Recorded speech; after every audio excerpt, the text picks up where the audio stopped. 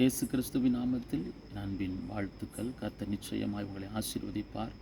சங்கீதம் 128 அதிகாரம் 4 வசனம் இப்படி சொல்லுகிறது, இதோ கர்த்தருக்கு பயப்படுகிற மனுஷன் இவ்விதமாய் ஆசீர்வதிக்கப்படுவான்.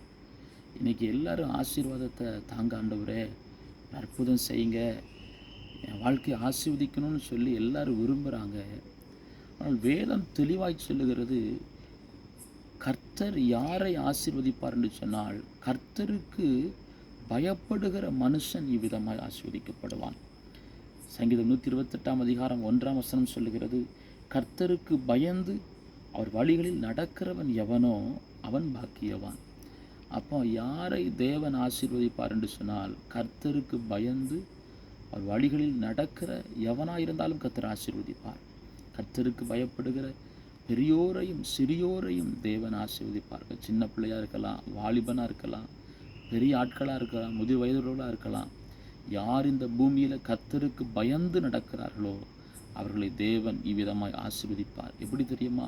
மனைவி வீட்டோரங்களில் கனி தரும் திராட்சை கொடியைப் போல இருப்பாளாம்.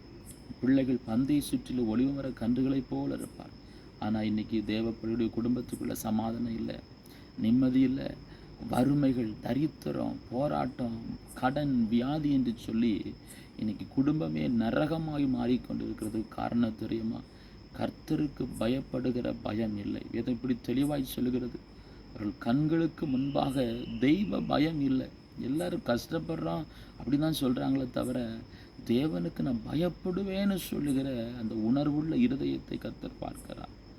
கர்த்தருக்கு பயப்படணும். பிரியமான தேவ பிள்ளைகளே, கர்த்தருக்கு பயப்படும் போதுதான் நம்மையும் நம்முடைய சந்ததியும் பிள்ளைகளையும் தேவன் இப்பொழுது இருக்கிறதை பார்க்கிலும் 1000 மடங்கு தேவன் நம்மை ஆசீர்வதிப்பார். கர்த்தருக்கு பயப்படாதபடி தாறுமாறான ஒரு வாழ்க்கை வாழ்ந்து விட்டு, ஏன் என் வாழ்க்கையை ஆண்டவர் ஆசீர்வதிக்கிறேன்னு சொல்லி ஆண்டவரிடத்தில் கேள்வி கேட்காதீங்க. இன்னைக்கு ஒப்பு கொடுங்க.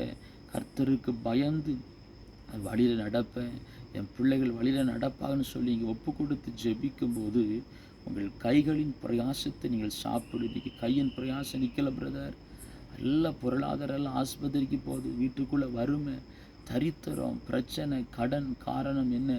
கர்த்தருக்கு பயப்படுகிற பயம் இல்லை. ஒருவேளை வாயினால் சொல்லலாம், நான் கர்த்தருக்கு பயப்படுறேன், பிறருக்கு காண்பிக்கிற மாதிரி கர்த்தருக்கு பயப்படுறேன்னு சொல்லலாம்.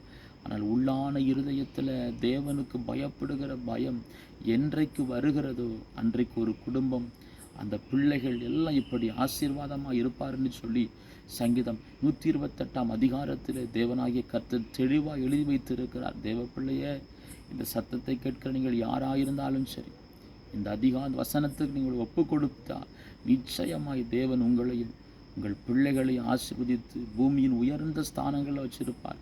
உச்சிதமான கோதுமையினாலும் கண்மழையின் தேனினாலும் கர்த்தர் உங்களை திருப்தியை நடத்துவார். ஒரு நன்மை உங்கள் வாழ்க்கையில் குறைவுபடாது. கர்த்தருக்கு பயப்படுகிற காரியத்துக்கு ஒப்பு கொடுத்து ஜெபம் பண்ணுங்க. கர்த்தர் உங்களை ஆசீர்வதிப்பார். இயேசுவின் நாமத்தில் பிதாவே, ஆமென். God bless you.